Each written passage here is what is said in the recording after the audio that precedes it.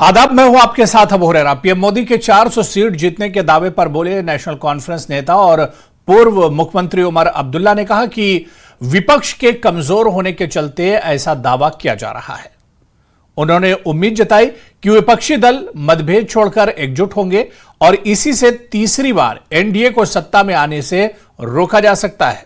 उनसे बात की हमारे सहयोगी समीर भट्ट ने। मेरे साथ इस वक्त बात करने के लिए हैं जम्मू कश्मीर नेशनल कॉन्फ्रेंस के वाइस प्रेसिडेंट और former chief minister Omar Abdullah. Sir, news 18 से बात करने के लिए बहुत बहुत धन्यवाद, शुक्रिया। 2 किलिंग्स हो गई, एक और टारगेट किलिंग, क्या कहेंगे सर?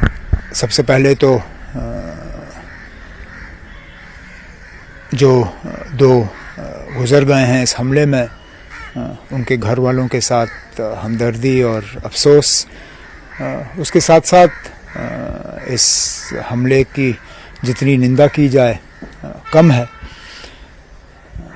श्रीनगर बीचों बीच इस तरह का हमला होना ये कोई मामूली बात नहीं है। बीच बीच में ये लोग बड़े बड़े दावे करते हैं कि हालात ठीक हो गए, सारा कुछ ठीक है, मिलिटेंसी ख़त्म होने पे जा रही है। लेकिन असलियत ये है, चाहे रजौरी हो, पुंछ हो, ऐसे इलाके जिनमें सालों साल के बाद मिलिटेंसी के ये हमले आजकल देखने को मिल रहे हैं, और फिर श्रीनगर, इस तरह की टारगेटेड किलिंग्स ये कोई मामूली चीज़ नहीं है।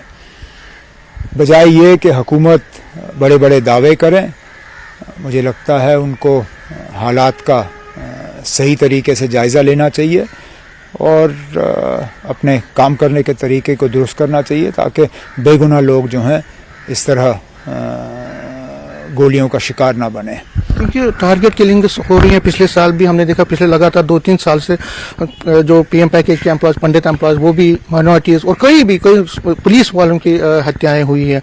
क्या आपको लगता है कि ये जो कितना बड़ा कंसर्न है और कितना ये एक कंसर्न बन के अव्वल के सामने आया है, और इससे क्या लगता है आपको कि जो माइनॉरिटीज़ खासकर वहाँ पे या जो वहाँ पे लेबर जाता है, कितना मुश्किल है उनको सामने आना? मुश्किल तो है, खतरा है उनको, कौन उससे इनकार कर सकता है। जिस तरह जैसे आपने खुद कहा, ये पहला हमला नहीं है। लगातार पिछले शायद 3 साल से इस तरह के हमले जो हैं वक्तन फ़वक्तन हमें देखने को मिल रहे हैं, और हुकूमत को चाहिए कि इन लोगों को हौसला दें और उनकी जो सिक्योरिटी जो है उसका सही तरीके से वो इंतज़ाम करें, बजाय ये कि सिर्फ दिखावे में पड़े। क्योंकि इस हुकूमत की एक आदत हो गई है, ये सिर्फ शोशा करते हैं। इनको सिर्फ अपने बैनर और पोस्टर देखने को चाहिए। ये सिर्फ चाहते हैं कि अखबारों में इनके प्रेस नोट छपें, और जो असली काम लोगों को सिक्योरिटी देने का है और हालात को ठीक रखने का है, उस चीज़ में ये पूरी तरह से नाकाम हुए हैं। जब हम बीजेपी वालों से बात करते हैं या गवर्नमेंट, वो कहते हैं कि अब हड़ताल नहीं हो रही है, स्टोन पेल्टिंग नहीं हो रही है, स्कूल खुल रहे हैं। वो कहते हैं कि ये जो घटनाएं हैं ये एक डिरेल करने की, जो पीस आया है उसको डिरेल करने की कोशिश है। आप क्योंकि एक तजुर्बेकार और पुरानी सियासतदान, क्या आपको लगता है कि एक डिरेल करने की अटेम्प्ट है पाकिस्तान की, या जो हमारे यहाँ जम्मू कश्मीर में पीस को डिस्टर्ब करने की कोशिश? जब ये लोग नाकाम हो जाते हैं तो ये फिर इसको डीरेल कहते हैं। जब हमारे वक्त में ऐसे हमले होते थे तो उसके लिए किसको जिम्मेदार ठहराया जाता था? आज भी जब बीजेपी वाले हमारी हुकूमत के बारे में बात करते हैं तो जितनी भी आप माननीय होम मिनिस्टर साहब की तकरीर मुझे याद है, जिसमें उन्होंने कहा कि नेशनल कॉन्फ्रेंस वाले और इससे पहले हुकूमतें थीं वो जिम्मेदार थीं, यहाँ हज़ारों लोग मरे। जब हमारे दौर में हज़ारों लोग मरे जो ये कहते हैं, तो वो क्या डीरेल नहीं था? सिर्फ इनके वक्त में डीरेल होता है। हमारे वक्त में हमारी नालायकी, इनके वक्त में डीरेल। अगर हम नालायक थे तो ये भी नालायक हैं। अगर ये डीरेल है तो उस वक्त भी डीरेल था। ये खुद फैसला करें। अगर ये डीरेल अभी कहते हैं डीरेल, तो फिर हमारे वक्त में भी डीरेल था। फिर हमारे वक्त में नालायकी नहीं थी, नाकामी नहीं थी। ये पिक एंड चूज तो कर नहीं सकते ना कि हमारे वक्त में जब हमले होते थे तो उसके लिए हम लोग कसूरवार, इनके वक्त में जब हमले होते हैं तो उसके लिए पाकिस्तान कसूरवार। ये फैसला करें ये हमले कैसे क्यों हो रहे हैं। या तो ये डीरेल है, पाकिस्तान करा रही है, तो ठीक है, फिर तो हमारे वक्त में भी वो लागू है। बताएं हमें। पाकिस्तान में आज वहाँ वोटिंग हो रही है, नई गवर्नमेंट आ रही है वहाँ पे, और आपकी नेशनल कॉन्फ्रेंस लगातार ये कह रही है कि बातचीत होनी चाहिए नेबर के साथ।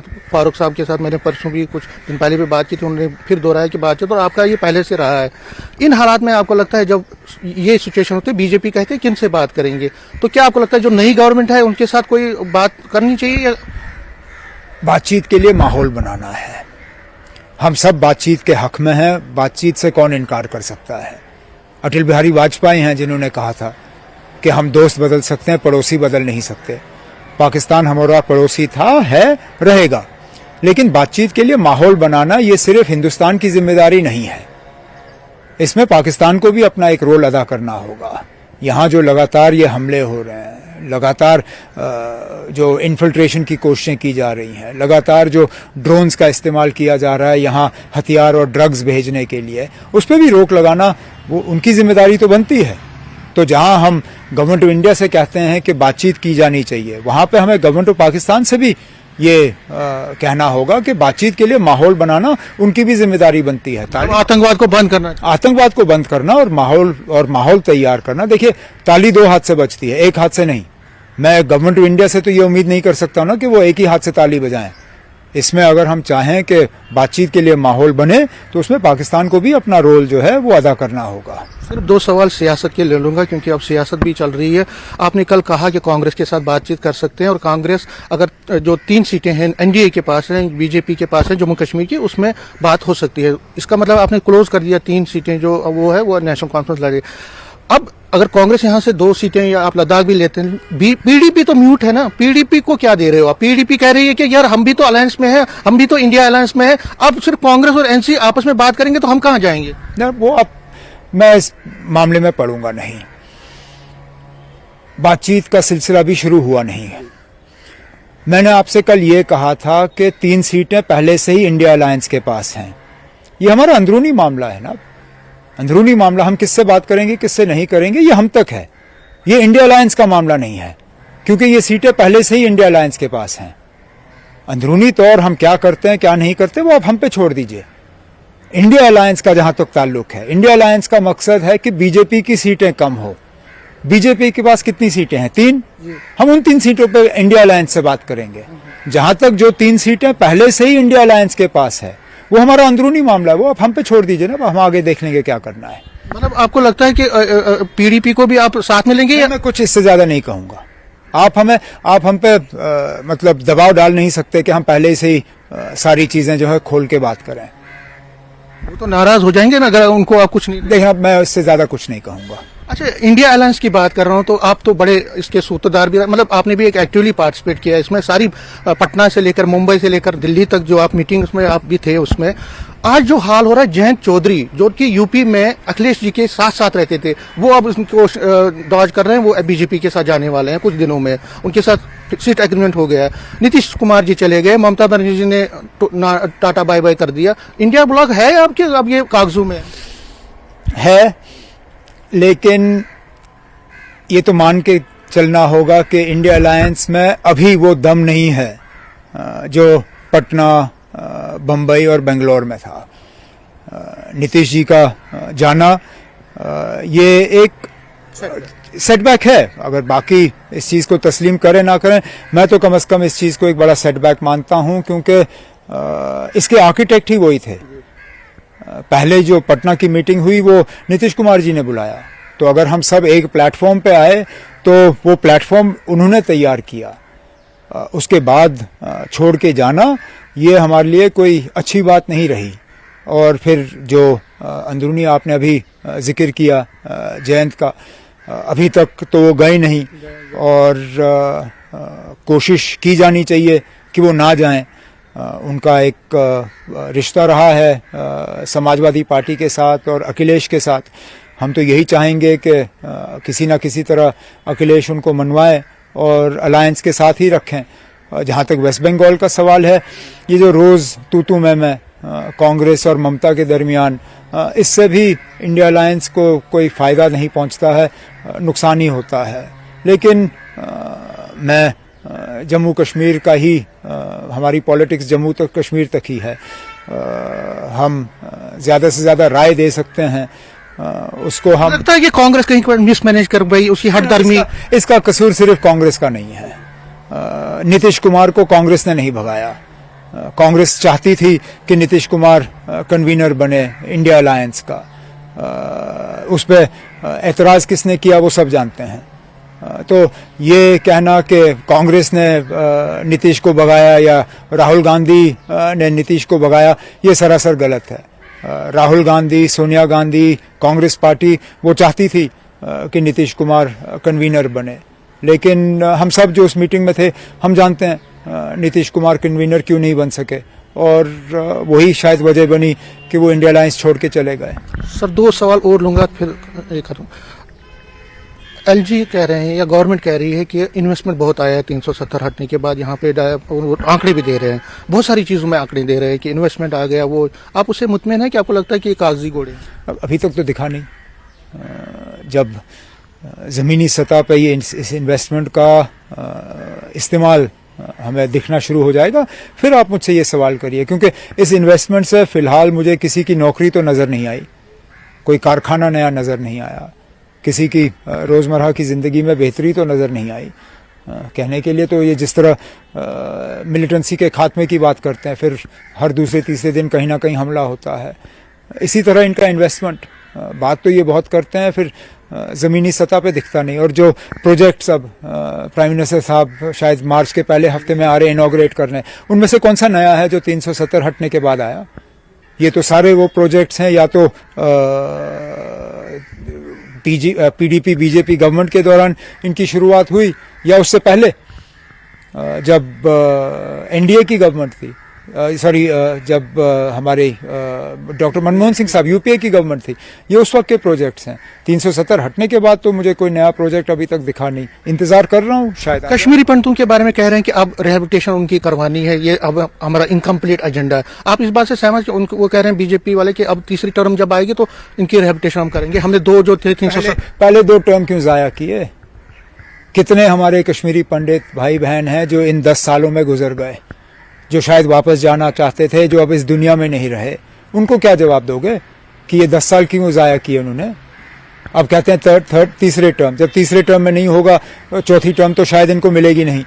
जब तीसरी टर्म में नाकाम होंगे तो फिर क्या करेंगे? माफ़ी मांगेंगे। और जो इन 10 सालों में वापस नहीं जा सके उनका, जिनको हमने रिहेबिलिटेट करके वहाँ नौकरियाँ दी और वहाँ बसाया, जो वहाँ से भागे, उनका क्या होगा? ये तो झूठ पे झूठ। आपको लगता है पीएम साहब जो 400 का आंकड़ा उन्होंने दिया है, क्या आप वो पार होगा? आपको लगता है इन हालात में एज ए न्यूट्रल एक पॉलिटिशियन? अगर आपने मुझसे ये सवाल 2 महीने पहले किया होता तो मैं हंसता और कहता कि नामुमकिन है उनका 400 क्रॉस करना। 300 भी शायद उनके लिए मुश्किल लग रहा था, लेकिन अभी जो ऑपोजिशन के अंदर जो अनबन बनी हुई है, हम उस मजबूत पोजीशन में नहीं हैं जिस पे हम थे कुछ महीने पहले। अभी भी इलेक्शन का ब्यूगल बजा नहीं है, अभी भी मतलब हम खेल हाथ से निकला नहीं वापस। लेकिन लगता है कि हो सकता है उनका या अब इलेक्शन में कुछ भी हो सकता है। इनके पास मनी है, मंदिर है, बहुत सी चीज़ें हैं, क्या पता ये क्या बेचेंगे और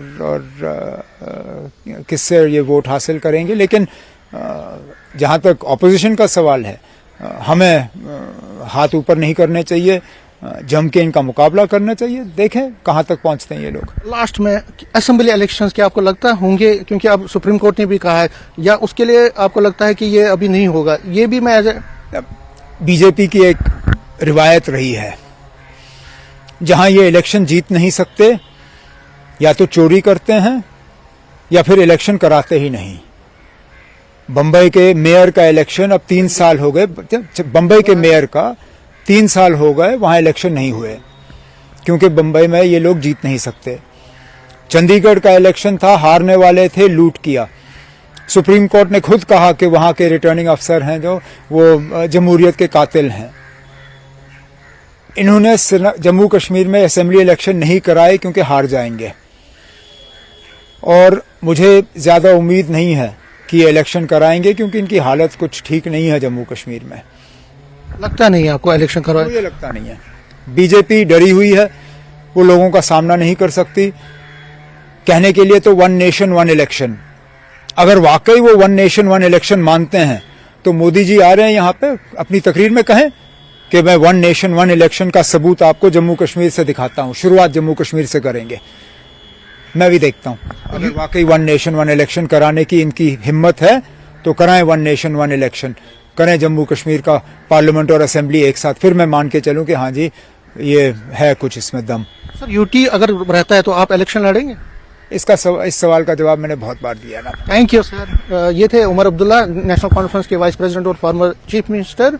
कई चीज़ों का उन्होंने उस पर बात की, और लेकिन सबसे बड़ी बात उन्होंने कही कि उन्होंने माना कि जो नरेंद्र मोदी, प्राइम मिनिस्टर नरेंद्र मोदी ने जो 400 प्लस का आंकड़े का बात की है सीट्स जीतने का, उनको लगता है कि वो पॉसिबल है, क्योंकि अपोजिशन बिखरी हुई है, अपोजिशन में इतनी ताकत नहीं है। बड़ा स्टेटमेंट है उमर अब्दुल्ला की तरफ से, और कई और चीज़ों को इस खास बातचीत में उन्होंने हमारे साथ शेयर किया। कैमरामैन आशु के साथ में समीर भट्ट, न्यूज़ 18 जम्मू। चलिए आगे बढ़ेंगे। अल्ताफ बुखारी ने टारगेट किलिंग पर रद्दअमल जाहिर करते हुए कहा कि यह बदकिस्मती है और मैं शर्मिंदा हूं और इसे गैर मामूली नहीं कहूंगा। उन्होंने कहा कि मैं कहूंगा कि कातिल एबनॉर्मल है और ये एक पागलपन है। अल्ताफ बुखारी ने कहा कि जम्मू कश्मीर की सूरत हाल बिल्कुल नॉर्मल है। उन्होंने पाकिस्तान के इंतखाबात पर कहा कि पाकिस्तान में जो भी हो रहा है मुझे इसमें कोई दिलचस्पी नहीं। मैं जम्मू कश्मीर के इंतखाबात में दिलचस्पी रखता हूं, लेकिन लगता है कि दिल्ली यहां इंतखाबात कराने में दिलचस्पी नहीं रखती। 3 MPs पूरी रियासत के मसाइल की नुमाइंदगी नहीं कर सकते, चाहे वो 370 हो या 35 से। उन्होंने कहा कि पीएम मोदी एक कौम, एक इंतखाब की वकालत कर रहे हैं। यह सही वक्त है कि यहां दोनों इंतखाबात एक साथ कराए जाएं। उन्होंने इलेक्शन कमीशन पर तनकीद करते हुए कहा कि इलेक्शन कमीशन रिमोट कंट्रोल के तहत काम कर रहा है। बहुत अफसोसनाक वाक़ा है। मेरा सर शर्मिंदा हमेशा होता है। क्या कहेंगे हम लोगों को, इंसान मारना सबसे बड़ी जो गुनाह मैं मानता हूँ। बेगुनाह इंसान मारना, बेगुनाह हो तो फिर तो ज़्यादा ही गुनाह है। और हम इसीलिए सफ़र कर रहे हैं। जो हमारे आप मोज देखते हैं, कभी बर्फ़ नहीं है, बारिश नहीं है, ये इसी का खामियाजा है। मैं अपील करता हूँ अपने साथियों से जो यहाँ लोग हमारे रहते हैं, आम शहरी, कि हमें उठना पड़ेगा। ये जो कातिल हम में बेड़ियों के बेस में हैं, इनको नंगा करना पड़ेगा। जब तक ना हम उठेंगे तब तक इसका हल नहीं होगा, वरना हम पे अजाब नाजिल होता ही रहेगा खुदा का। देखिए इसको एबनॉर्मल सी ना कहिए। देखिए ये एबनॉर्मल सी हर एक कोशिश करेगा कहने की, ये एबनॉर्मल सी नहीं है, ये पागलपन है। पागलपन को आप एबनॉर्मल सी थोड़ा ही कहेंगे। मुझे कोई इंटरेस्ट नहीं है नेबरिंग कंट्री के इलेक्शन में, या मुझे ये इंटरेस्ट है कि मेरे जम्मू कश्मीर में कब इलेक्शन होगा, जो मुझे नहीं लगता है। दिल्ली इंटरेस्टेड है, उन्होंने हमारे डेमोक्रेटिक राइट से हमें दूर रखा हुआ है। पार्लियामेंट वो अपने सवाद के लिए कर रहे हैं, उनको अपनी हुकूमतें बना, हमें क्या मिलता है। 3 MPओं ने क्या किया जो कश्मीर से गए, क्या वो बचा सके 370-35 से? ये डोंग है कि हमें यहाँ पार्लियामेंट में इलेक्शन, हमें अगर डेमोक्रेसी प्राइम मिनिस्टर साहब आपने बहाल करनी है तो असेंबली के इलेक्शन के साथ करिए। आप तो प्राइम मिनिस्टर साहब रोज कहते हैं कि 1 नेशन 1 हम ये करेंगे। यहाँ तो पूरा मौका है, यहाँ तो असेंबली है और पार्लियामेंट आपने करना है, ये दोनों साथ करिए। क्यों नहीं कर रहे हैं आप? बाकी मुल्क के लिए जो सही है हमारे लिए सही नहीं है। इलेक्शन कमीशन की टीम क्या करती है, वो भी रिमोट कंट्रोल होता है। जो वो लोग दिल्ली में फैसला करते हैं नहीं करना है, जम्मू कश्मीर के लोगों को वो हकूक से दूर रखते हैं। मुझे बताइए ना, हम आपको क्या मिलेगा? आप भी जम्मू कश्मीर के वासी हैं, हमें पार्लियामेंट इलेक्शन से क्या मिलेगा? 3 लोगों को नौकरी या 5 लोगों को नौकरी, घर दिल्ली में, गाड़ी दिल्ली में, कि हमारा कुछ करते हैं। वो हमारे हुकूक बचाए उन्होंने। वो थे ना 2019 में वहीं सबसे बड़े लीडर हमारे थे ना नेशनल कॉन्फ्रेंस के, वहां उन्होंने बचाया हमारा कुछ। अगर हमारा कुछ बचाएगी, स्टेट असेंबली बन जाए, स्टेट यहाँ अपनी सरकार हम बनाएंगे चुनी हुई, चाहे वो फिर बीजेपी की बने तो, लेकिन चुनी हुई तो होगी ना यहाँ के हमारे। तो कश्मीर में एक बार फिर टारगेट किलिंग हुई है। 2 गैर मकामी नौजवानों को दहशतगर्दों ने निशाना बनाया है। दहशतगर्द हमले में 31 साला अमृतपाल सिंह की मौत हो गई, जबकि रोहित नामी शख्स ने अस्पताल में इलाज के दौरान दम तोड़ दिया। अमृतपाल की आखिरी रसूमात अदा कर दी गई हैं, जबकि रोहित की मैयत शाम तक उसके आबाई गांव पहुंचेगी।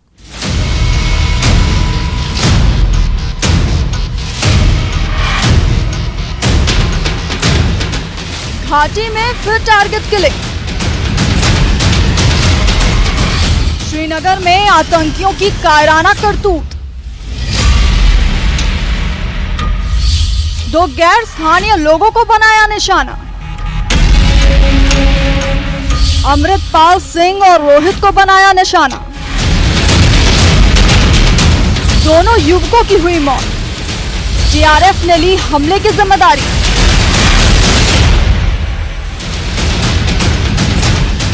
कुछ महीनों से शांत कश्मीर एक बार फिर से दहल उठा है। सरहद पार समर्थित आतंकियों ने कश्मीर में फिर से बेगुनाहों का कत्ल किया है। बुधवार को आतंकियों ने दो गैर स्थानीय लोगों को निशाना बनाया। इस आतंकी हमले में 31 साल के अमृतपाल सिंह की मौत हो गई, जबकि रोहित नाम के युवक ने आज अस्पताल में इलाज के दौरान दम तोड़ दिया। दो गैर स्थानीय सीमावर्ती गांव चमियारी के रहने वाले हैं। अमृतपाल सिंह कारपेंटर का काम करते थे और रोहित अमृतपाल के साथ घूमने आए थे। इस आतंकी हमले की जिम्मेदारी टीआरएफ ने ली है। वहीं इस हमले की राजनीतिक दलों ने निंदा की है। ऐसे इलाके जिनमें सालों साल के बाद मिलिटेंसी के ये हमले आजकल देखने को मिल रहे हैं, और फिर श्रीनगर, इस तरह की टारगेटेड किलिंग्स ये कोई मामूली चीज़ नहीं है। बजाय ये कि हुकूमत बड़े बड़े दावे करें, मुझे लगता है उनको हालात का सही तरीके से जायज़ा लेना चाहिए। कि सरकार बड़े बड़े दावे करती है और श्रीनगर शहर के अंदर एट विल जब वो चाहें किसको टारगेट करना है वो टारगेट करते हैं आम आदमी को, कभी पुलिस ऑफिसर को, कभी पुलिस जवान को, कभी रिटायर्ड ऑफिसर को, कभी माइनॉरिटी के लोगों को।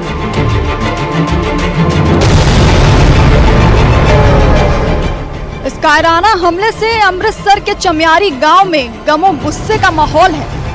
अमृतपाल सिंह रोजी रोटी कमाने कश्मीर गए थे, जबकि रोहित अपने घर के इकलौते संतान थे। बर्फबारी के लंबे इंतजार के बाद कश्मीर जहां पर्यटकों से गुलजार है, वहीं गैर स्थानीय को टारगेट करते हुए इस आतंकी हमले ने कई सवाल खड़े कर दिए हैं। उनमें सबसे अहम सवाल ये है कि अमृतपाल और रोहित के कातिलों को कब सबक सिखाया जाएगा। सिक्योरिटी फोर्सेस की बात करें तो उनके लिए अब यही चैलेंज है कि कितनी जल्द वो जो कल्प्रिट्स है इनको नैब करेंगे, ताकि जो अमृतपाल सिंह है और रोहित है उनको इंसाफ मिल पाए। शालकदल से आफाक शाह के साथ न्यूज़ 18 के लिए मैं सरोज कफील। और उधर श्रीनगर दहशतगर्दाना हमले में जाँ बहक हुए अफराद के अहले खाना ने मीडिया से बात की है। इस हवाले से पुलिस ने भी मीडिया को जानकारी दी। सर इतराज ये है कि सानू क्लियर ही नहीं किया कि मेडिकल रिपोर्ट जो उन्होंने पोस्टमार्टम होया मेडिकल रिपोर्ट हुई होएगी। सर गोलियां दे निशान है नहीं सर हाले तो नहीं लभा, सिर्फ फेस दे ऊपर सट्टा ने। सर हाले प्रशासन नू डिमांड की है मेडिकल रिपोर्ट। जी उन्होंने कहा है कि मेडिकल रिपोर्ट वगैरह सानू प्रोवाइड कराई जाए, उन्ना चिर बाकी हाले परिवार सारा बैठा है। जी बस जी सर वो उतो जम्मू कश्मीर तो आया, वो तो सर चलो गल पैसे दी नहीं हुंदी, पैसे नाल जान नहीं मुड़ जानी। गल ये है कि सानू घट्टो घट ये क्लीयर किया जाए कि जो उसकी डेथ हुई है किस तरीके कारण हुई है, किद्दां गोलियां लगियां कित्थे लगी है। सानू इंसाफ चाहिए, सानू पता लगना चाहिए की रीजन है, की डेथ क्यों हुई है, की पता क्यों नहीं उदा ही सट्टां दा इलाज नहीं होया होवे जां कुछ उदा ही पोस्टमार्टम करता, की चक्कर है। संस्कार हुण किदां करना नहीं करना ये सानू गल साफ सानू क्लीयर चाहिए, बस गल की रीजन की बस ही। ਤੁਹਾਨੂੰ ਕੀ ਲੱਗਦਾ कि मार कुटाई हुई है? मार कुटाई हुई ਉਹਦੇ फेस तो लगता जी। नहीं वो टाइम लगता है ना, अभी पोस्टमार्टम हुआ है वहाँ तो चलते रहते हैं काम ऐसे ना, तो टाइम तो लगता है। वो करके तैयार हमें भेज देंगे। मेरी अभी बात हो रही थी उनसे, बात हुई है। बाकी उनको चाहिए होगा तो मंगवा के दे देंगे उसमें, क्योंकि ये तो क्लियर कट वहाँ हुआ है, कोई एम्बिगुअस चीजें तो है नहीं, कोई डाउटफुल है। वहाँ हुआ है इनकाउंटर, गोली चली है, गोली नहीं चली है। हाँ जी मार पिटाई की तो पोस्टमार्टम बताएगा जी, इसके बारे में नहीं। तो चलिए इस बुलेटिन में भी फिलहाल इतना ही। नमस्कार।